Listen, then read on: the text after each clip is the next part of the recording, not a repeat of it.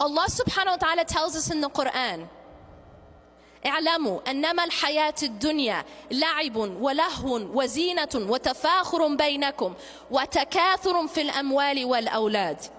Know that the life of this world is play, amusement. You know what's very interesting about this ayah?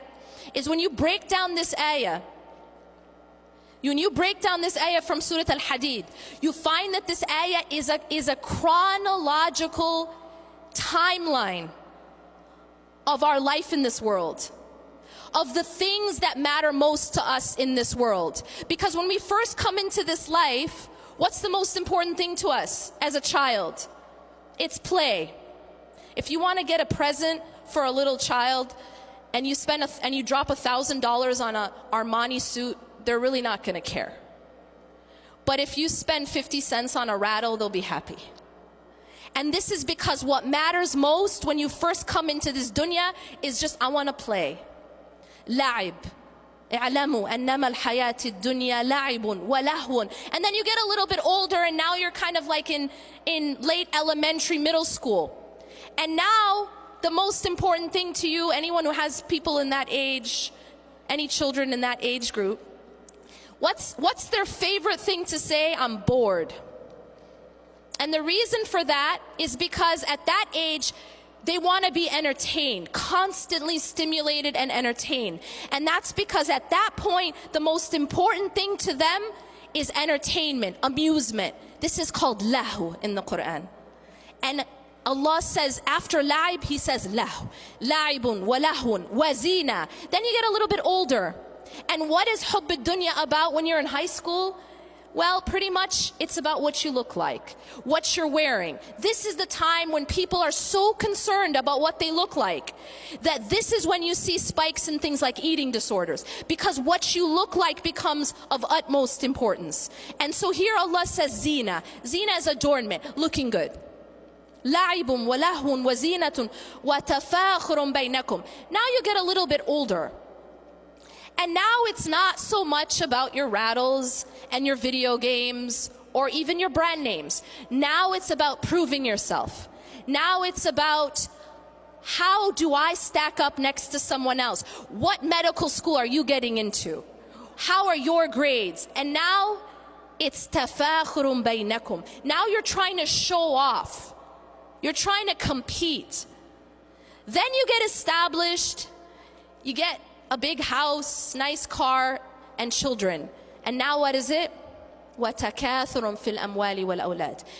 Now it's about getting a lot or competing in the accumulation with regards to money and your children. But what's so interesting here is that Allah says all of this, He gives us an analogy. See, all of these are halal things. But these are the things we get caught up in. And each person is at a different stage in that dunya. But all of it, كَمَثَلِ غَيْثٍ أَعْجَبَ الْكُفَّارَ نَبَاتُهُ ثُمَّ يَهِيجُ فَتَرَاهُ مُصْفَرًّا. All of this stuff that we get so caught up in, it's like a heavy rain that makes the farmer super excited for a while. Because what happens, it brings vegetation. But then what happens to that vegetation? These things that we chase, what happens to it? It starts to crumble, becomes dry and yellow, and then it just becomes nothing. Allah subhanahu wa ta'ala is teaching us that the life of this world isn't meant to be chased. It isn't meant to be loved in that way. And when you take hubb ad-dunya and you fill your heart with it, it actually causes all types of other spiritual diseases. The second disease, which also actually comes out of hubb ad-dunya, is the disease of envy. The disease of envy is destroying our body as an ummah. And now we have social media, right? So that we can really express this disease.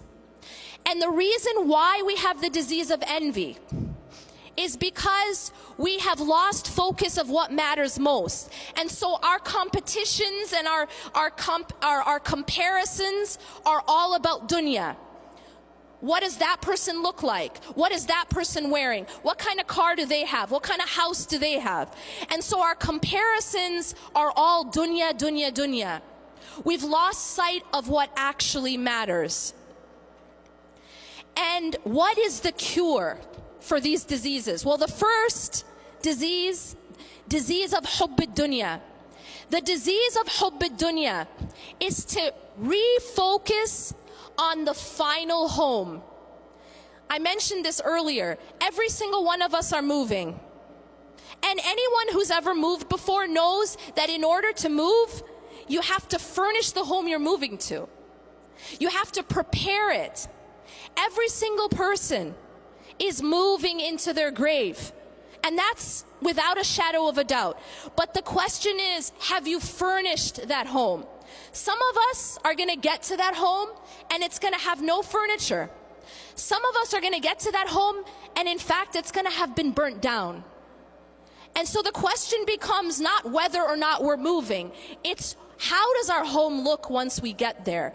And so the cure to hubb ad-dunya is what Allah subhanahu wa ta'ala says, Ya ayyuha alladhina amanu taqullaha wal tandur nafsum ma qaddamat lighad wattaqullah. O you who have believed, have taqwa of Allah, be conscious of Allah, and let everyone know, let everyone be aware of what they're putting forth for tomorrow.